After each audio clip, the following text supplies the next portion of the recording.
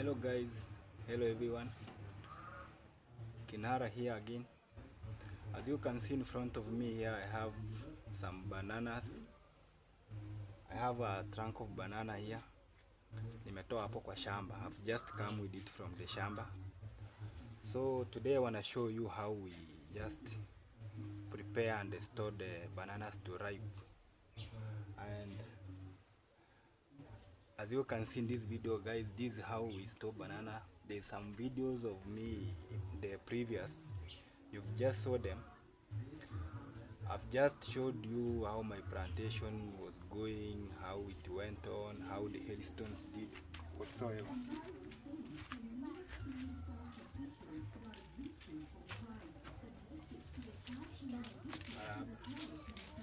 Maraba. So guys, this is the process. I just remove them from this part, then I'll show you.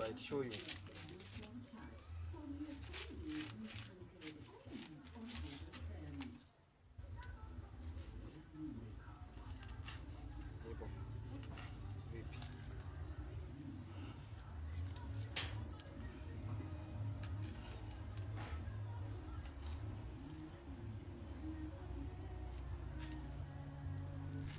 Umekunywa chai? Eh? Na umekunywa chai?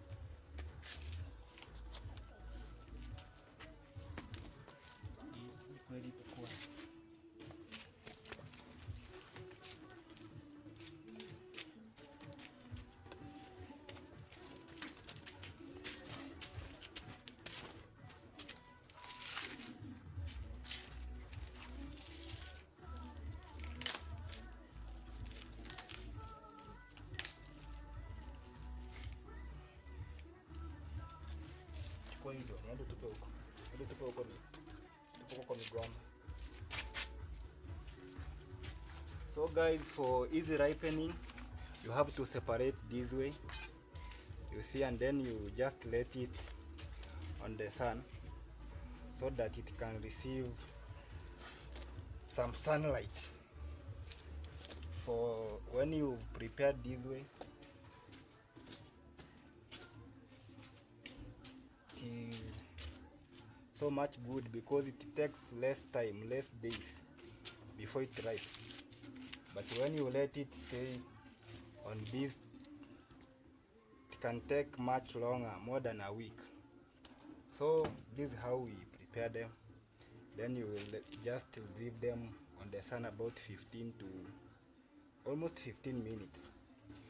Then you bring whatsoever, anything like a nylon